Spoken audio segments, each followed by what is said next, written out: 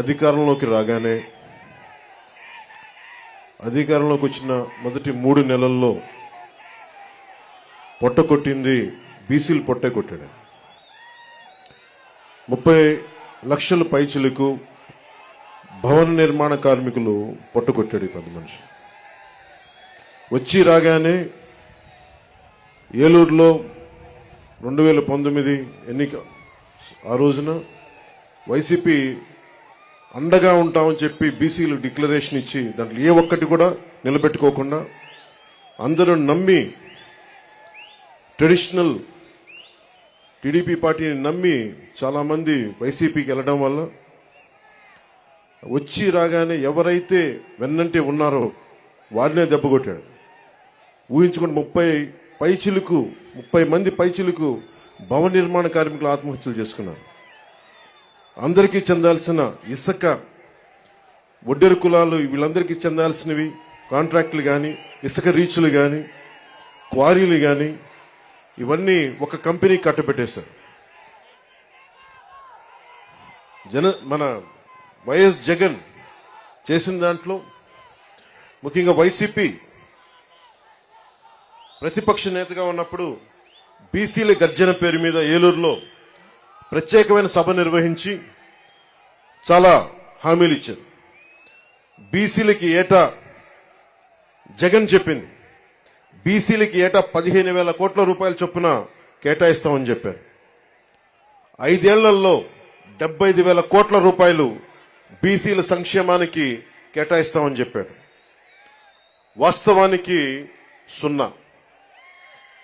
BC కేటగిరీల్లో అన్ని కులాలకి 153 కులాలను గుర్తించమని బీసీ సంఘాలందరూ కోరుకుంటా ఉంటారు. దాన్నే కుదించి 139 కార్పొరేషన్లు పెడతామని చెప్పి దానిని 53 కార్పొరేషన్లు కుదించి 56 కార్పొరేషన్లు కుదించి వాటికి కుర్చీలు కూడా లేని పరిస్థితి. బడ్జెట్ 0. వైఎస్ఆర్ చేయూత పథకం కింద 45 ఏళ్లు నిండిన ప్రతి మహిళకి 75,000 అందిస్తామని చెప్పారు. బీసీ మహిళలకి పథకం అందుతున్న లబ్ధిదారుల్లో చాలా వరకు కోత పడతా ఉంది. శాశ్వత ప్రాతిపాదికన బీసీ కమిషన్ ఏర్పాటు చేస్తామని చెప్పారు. ప్రత్యేక బీసీ కమిషన్ ఊసేలేదు. బడ్జెట్లో 3వ వంతు బీసీలు కేటాయిస్తామని చెప్పారు. అది పూర్తిగా విస్మరించారు. ఇందాక బీసీ డిక్లరేషన్ చూస్తున్నప్పుడు బీసీ ప్రత్యేక రక్షణ చట్టం చూడగానే నాకు ఒకటే గుర్తొచ్చింది. వైసీపీ పాలన వచ్చినప్పటి నుంచి దాదాపు 23 నుంచి 26 వేల మంది బీసీల పైన కేసులు పెట్టారు. 300 మంది బీసీలని చంపేశారు. ఇక అచ్చెన్నాయుడు గారు లాంటి బీసీ నాయకుల మీద ఎలాంటి దాడులు జరిగినాయో, ఇక ఎస్సీల మీద ఎలాంటి దాడులు జరిగినాయి మీ అందరికీ తెలుసు. ముఖ్యంగా ఈరోజు బీసీ సభలో కాబట్టి ప్రత్యేకంగా బీసీ నేను సంఘటనలు చెప్తా ఉన్నాను. ఇందాక సోదరులు లోకేష్ గారు చెప్తున్నట్టుగా గుంటూరు జిల్లాలో జరిగిన సంఘటన, పాపం అమర్నాథ్ గౌడ్ అక్కని ఏడిపిస్తా ఉంటే అడ్డుకున్నందుకు వైసీపీ నాయకులు చెరుకు తోటలోకి తీసుకెళ్లి పెట్రోల్ అంటించి చంపేశారు. చాలా హృదయం కలిచివేస్తుంది. పట్టించుకునే వాళ్ళు లేరు, మాట్లాడేవాళ్ళు లేరు. వైసీపీలో ఉన్న బీసీ నాయకులు కూడా మీరు కూడా ఒకసారి పునరాలోచించుకోవాలి. గుడ్డిగా గనుక వైసీపీ నాయకులు వెనకేసుకొస్తే కులానికి కూడా ద్రోహం చేసిన వాళ్ళు అవుతారు. ఒకసారి ఆలోచించుకోండి. అలాగే 23 నుంచి 26 వేల మంది బీసీ యువత బీసీ ప్రజల్ని కేసులు పెట్టారు. ఇదివరకు ఎస్సీ పరిరక్షణ చట్టం ఎలా ఉంది, ఎస్సీ ఎస్టీ అట్రాసిటీ యాక్ట్ ఎలా ఉందో, ఈ రోజున వైసీపీ పాలనలో బీసీలకు కూడా ప్రత్యేక రక్షణ చట్టం అవసరమైంది. అది చెప్పగానే మొట్టమొదట బీసీ రక్షణకి చాలా అవసరం అని చెప్పి మనస్ఫూర్తిగా నా మద్దతు తెలిపాను వీటన్నిటికీ. ఈ రోజున జనసేన సంబంధించినంత వరకు బీసీలకి సంబంధించి నేను రామ్ మనోహర్ లోహియా గారి సిద్ధాంతాలకి ఆకర్షితునైన వాడిని. బీసీలకి సాధికారత ఉండాలి, ఇవన్నీ ఆలోచించేవాడిని. బీసీలకి మిగతా కులాలకి ఐక్యత ఉండాలి. కేవలం సంఖ్యాబలం ఉన్న బీసీ కులాలే కాదు, అల్పసంఖ్యాక బలం ఉన్న బీసీ కులాలకు కూడా ఎక్కువ అభివృద్ధి రావాలి. బీసీ కులాలన్నిటికీ ఎంతసేపు యాచించే స్థాయి నుంచి శాసించే స్థాయిలో బీసీ కులాలు ఉండాలి మనస్ఫూర్తిగా ఆకాంక్షించేవాడిని, కోరుకునేవాడిని. బీసీ కులాలు భారతదేశపు సంస్కృతికి సాంప్రదాయాలకి వెన్నెముక.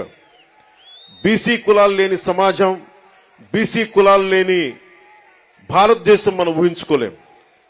భారతదేశం సంస్కృతి సాంప్రదాయాలని కాపాడుతుంది మెజారిటీ బీసీ కులాలే కాపాడుతూ ఉన్నాయి.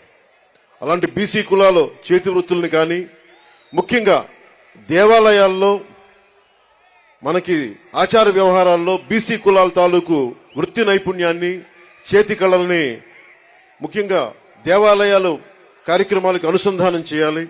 తద్వారా వాళ్ళకి చాలా బలమైన ఆర్థిక పరిపుష్టి కలిగించే అవకాశం ఉందని నాకు చాలా మంది బీసీ మేధావులు చెప్పారు. దానిని ఒకసారి నారా చంద్రబాబు నాయుడు గారి దృష్టి కూడా తీసుకెళ్లి దాన్ని ఇంప్లిమెంట్ చేసేలాగా ఖచ్చితంగా దాన్ని ముందుకు తీసుకెళ్తాం. ముఖ్యంగా వడ్డెర కులస్తులు బ్లాస్టింగ్లు జరుగుతూ ఉంటాయి. కొడుతున్నప్పుడు డ్యాముల నిర్మాణం కానీ, రైల్వే లైన్ల నిర్మాణం కానీ ఇవన్నీ వడ్డెర కులస్తుల ద్వారా జరిగాయి బ్రిటిష్ హయాంలో. అలాంటి వడ్డెర కులస్తులు ఈ రోజున పాపం బ్లాస్టింగ్ లో దెబ్బలు తింటా ఏ క్వారీలు కొడతారో ఆ క్వారీలకు వాళ్ళకి హక్కు లేకుండా పోయింది. జనసేన తెలుగుదేశం ప్రభుత్వం ఉమ్మడి ప్రభుత్వంలో వడ్డెర్లకి బలమైన ఆర్థిక పరిపుష్టి వచ్చేలా వాళ్ళకి ఖచ్చితంగా వారికి దాంట్లో సింహభాగం ఉండేలా చూడాలని మనస్ఫూర్తిగా కోరుకుంటా ఉన్నాం. అలాగే వడ్డెర్లు కాంట్రాక్ట్ వ్యవస్థల్లో నలిగిపోతా ఉన్నారు.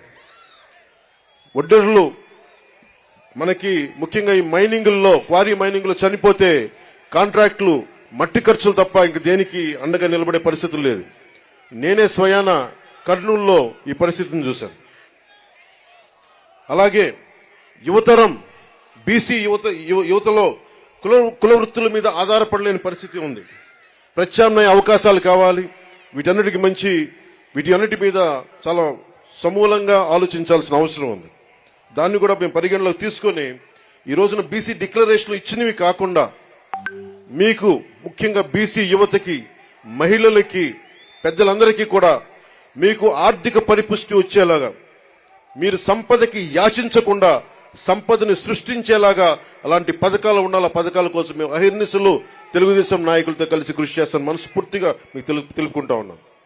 అలాగే ఇంకొకటి పెద్ద సమాజమైన వాడబలిజ, అగ్నికుల క్షత్రియులు, జాలరి, పల్లెకారులు, పల్లెకాపు, గంగపుత్రులు, ముతరాసులు, ఇవన్నీ ఇత్యాది పల్లెకారుల కులాలన్నీ కూడా ప్రత్యేకమైన దృష్టి సారించాలి.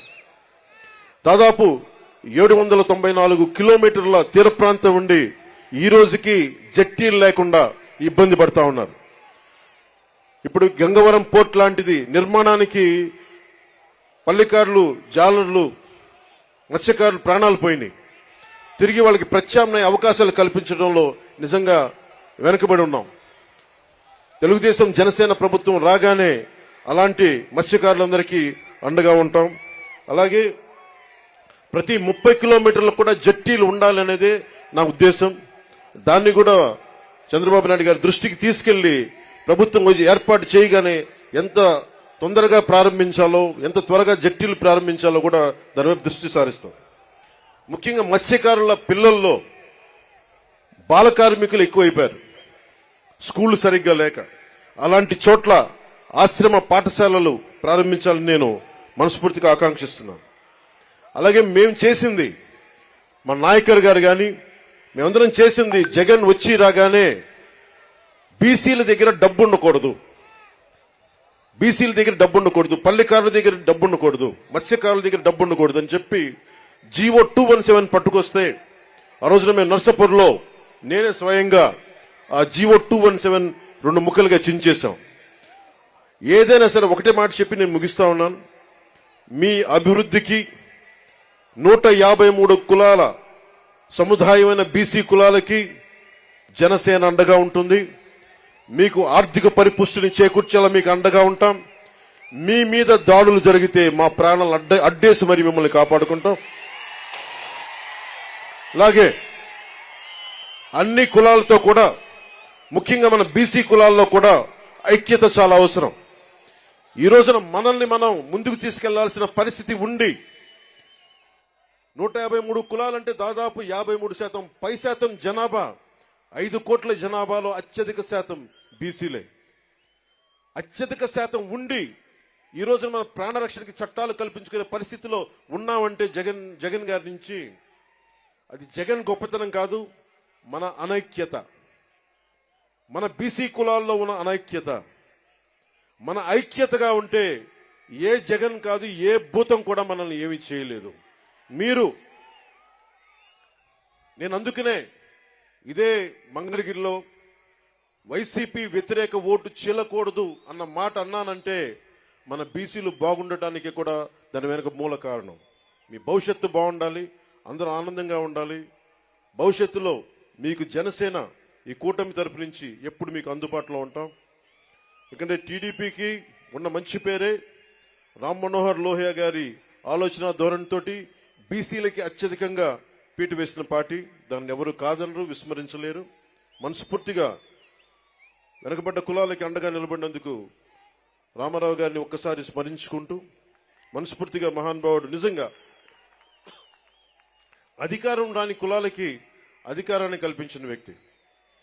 రామ్ మనోహర్ లోహియా గారి స్ఫూర్తిని 80s లో ఆయన ముందుకు తీసుకెళ్లారు.